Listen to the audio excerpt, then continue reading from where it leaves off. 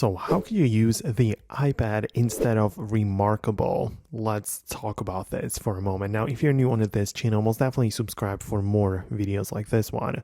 Essentially, the Remarkable is a tablet, which is not really an iPad, and obviously you can all do all of the things on the iPad that you would do on the Remarkable, but in order to recreate that similar experience, you can bring in some different accessories.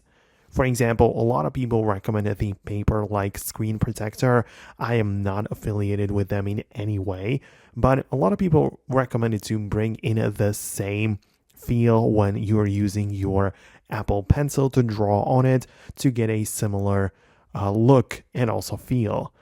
Another thing is the software, right? A lot of people use it to just scribble notes and whatever, and for that you can obviously use the Apple Notes app. But there are better apps like the Good Notes or Notability, which are specifically designed with the purpose of handwritten notes and customization in that sense. So I really believe that you should explore those options if you are really interested in turning your iPad into the remarkable device that you used before, perhaps, right?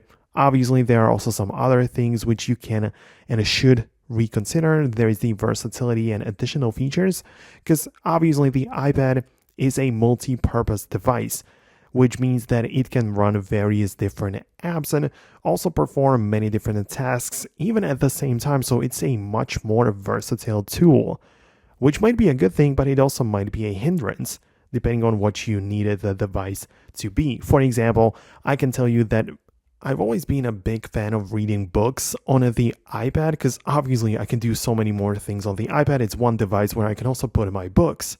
But using a specific device like the Amazon Kindle, which doesn't do anything else other than reading books, it might appear like that device is not as intelligent or as good as the iPad, but it makes me and it forces me to focus on just reading the books and nothing else. Whereas the iPad is full of distractions and it's a little harder to concentrate on the thing that I actually want to do with all of the possibilities to do stuff on the iPad. So just kind of consider that as well. But these are just my thoughts. Let me know your experience below in the comments.